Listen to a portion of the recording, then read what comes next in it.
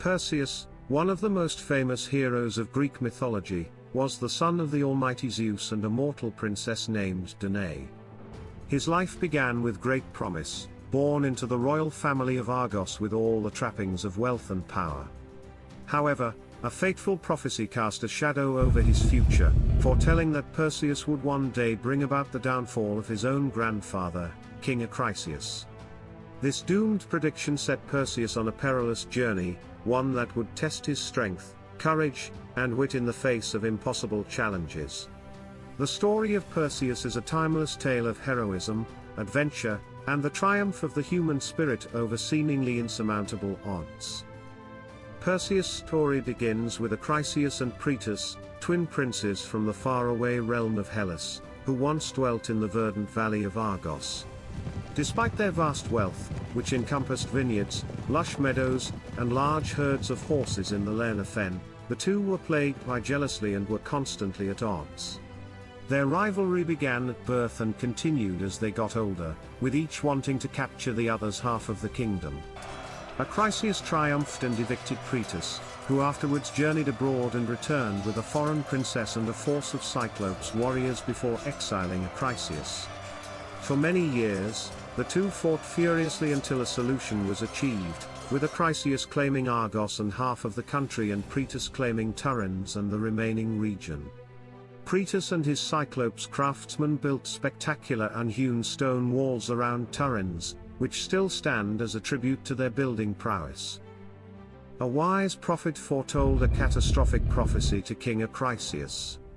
This harsh-hearted king was warned that his acts against his own kin would have serious consequences. The prophet said that Acrisius would meet his end at the hands of his own blood. Danae, Acrisius' daughter, was to bear a boy who would one day be accountable for his death. The prophet's words were unequivocal: the gods had decreed this fate, and it would come to pass. Acrisius was terrified in the face of the prophecy. Instead of repenting and seeking atonement, the king plunged even more into brutality. In a futile attempt to defy the gods' decree, he imprisoned his own daughter, Danae, in an underground cell coated with metal. Yet, fate cannot be avoided so easily.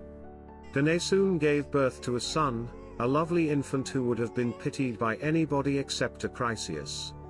But, determined to avoid his foreseen doom, the king threw the defenseless mother and infant adrift in a large chest, at the whim of the storms and waters. The question remained, could he genuinely outwit the gods' will? A strong northwest wind blew out of the Blue Mountains and swept across the landscape, taking a mother and her newborn baby along with it. Everyone who witnessed their leaving wept, save for the merciless King Acrisius, who had sentenced them to this fate.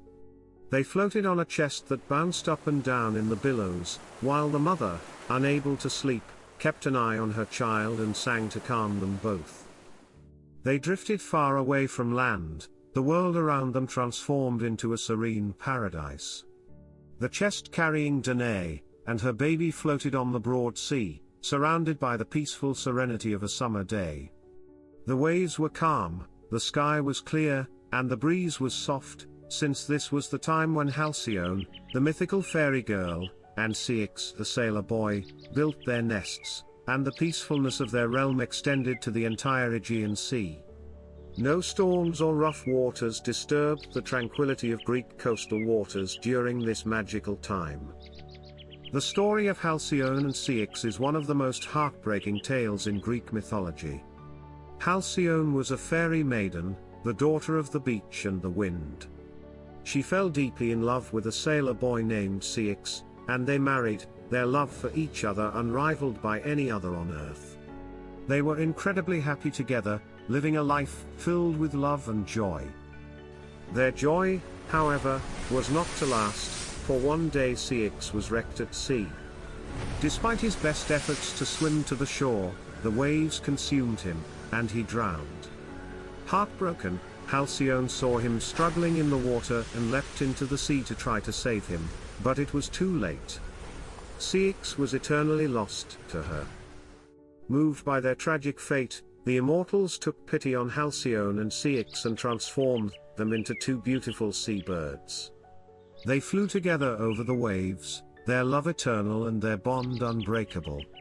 They are the kingfishers, and when they build their nests on the shore, the winds are still and the waves are calm, for the gods honor their eternal love.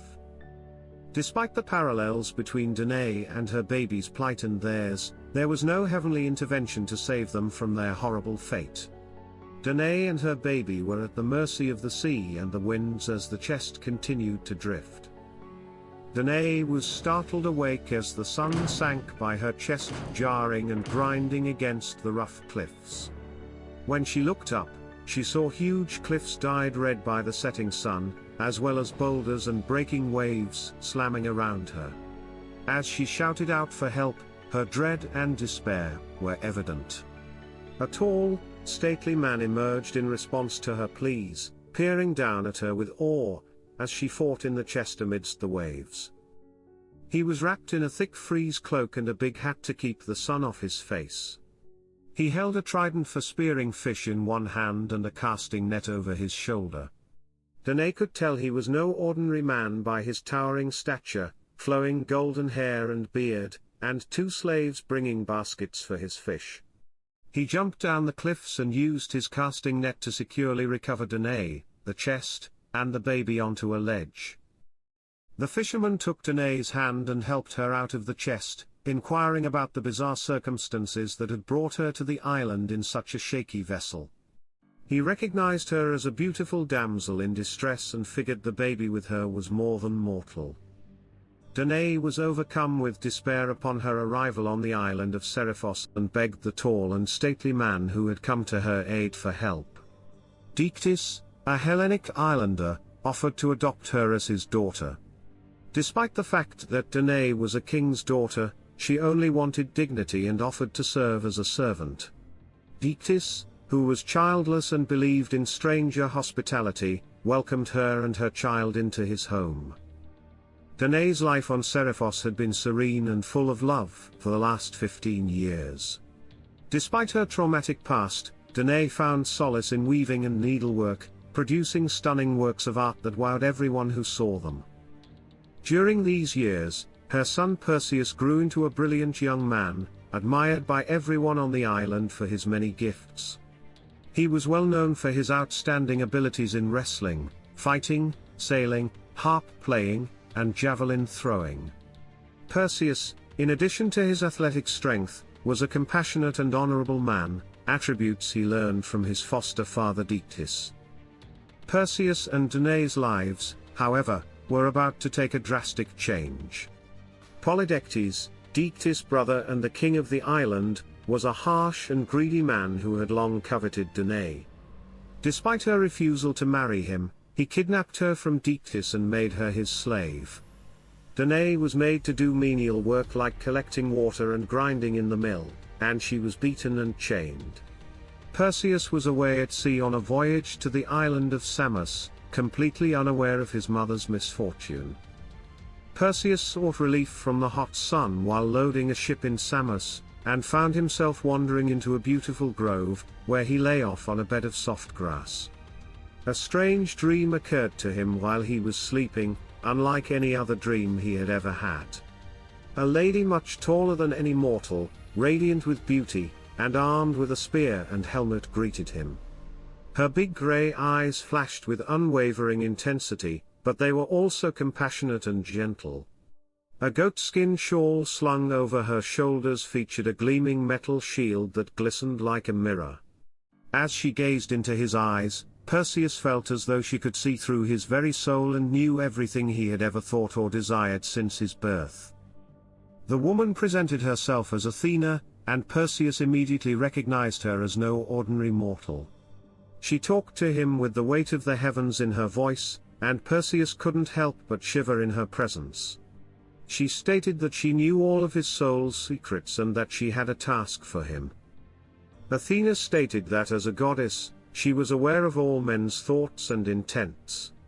She went on to say that those who lived meaningless and unfulfilling lives, devouring resources but giving nothing back to others, were not favored by her and would be treated as livestock in a stable.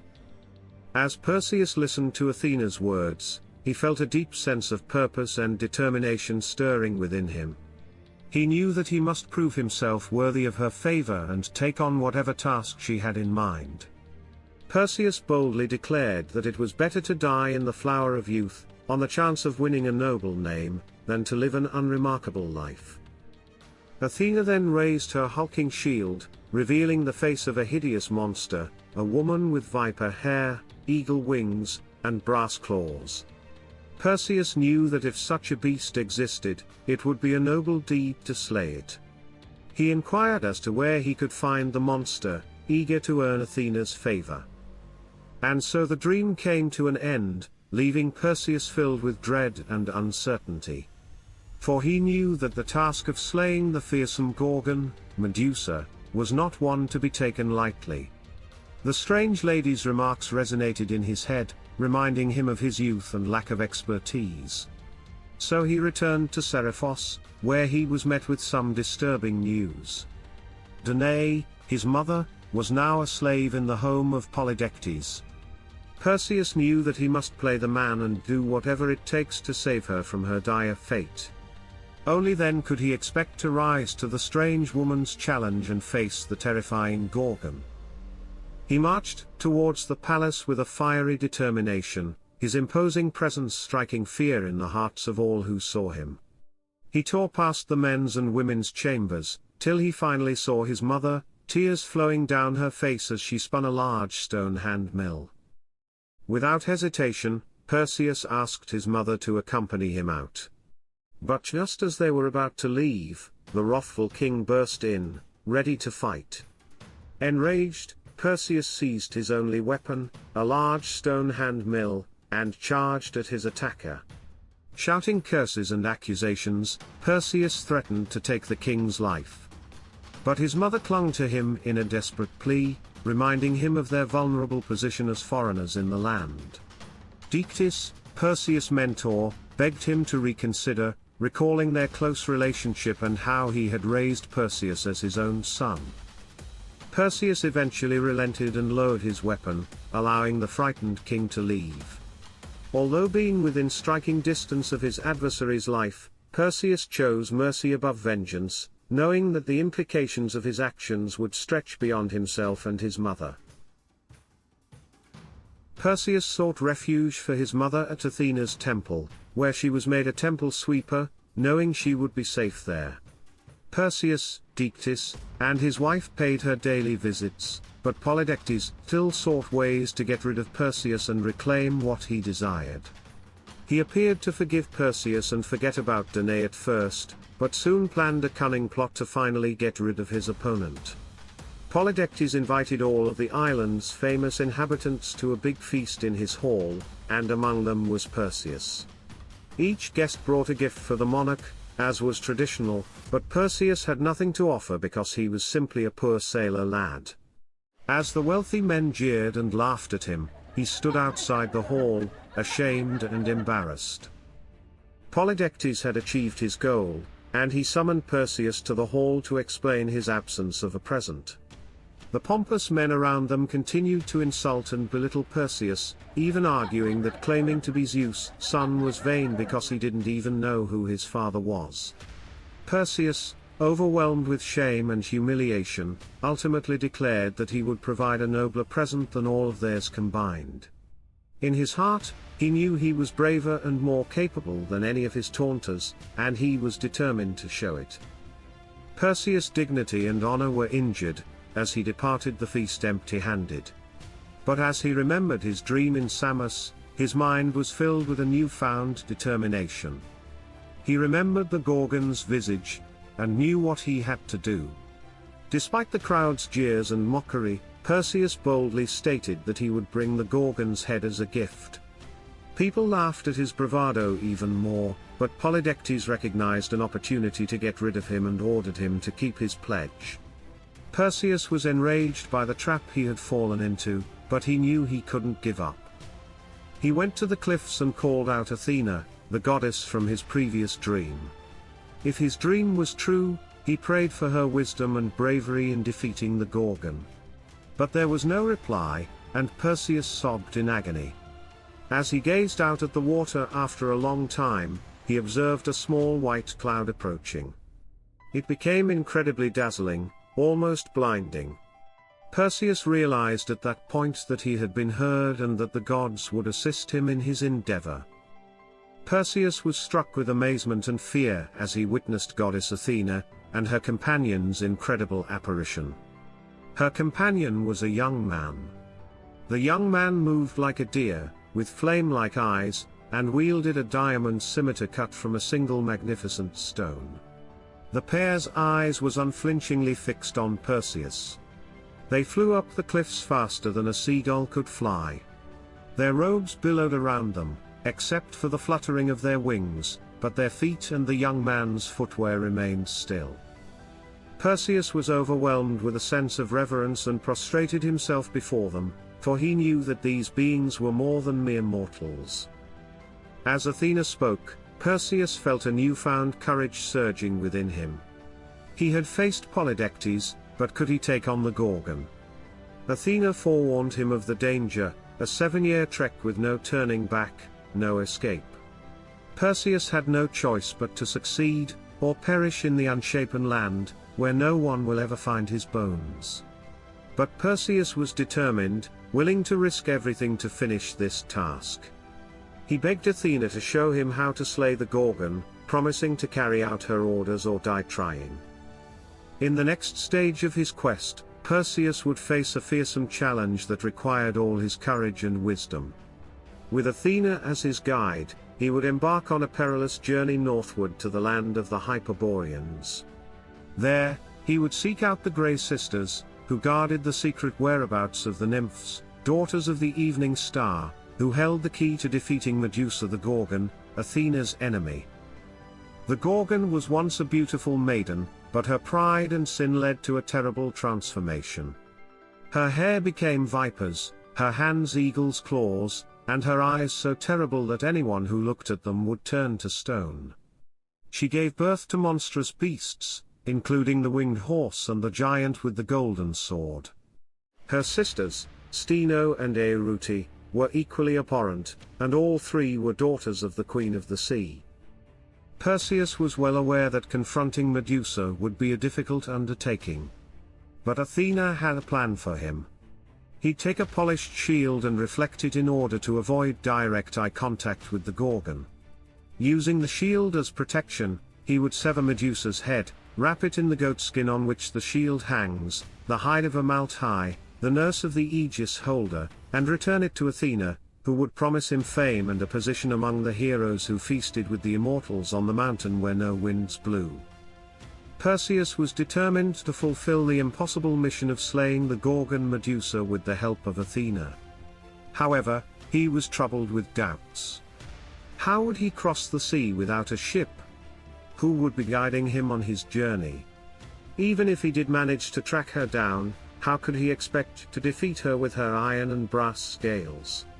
These were the thoughts racing through Perseus' mind as he prepared to face his most difficult task yet. Hermes gifted Perseus a pair of divine sandals that could carry him across vast distances like a bird.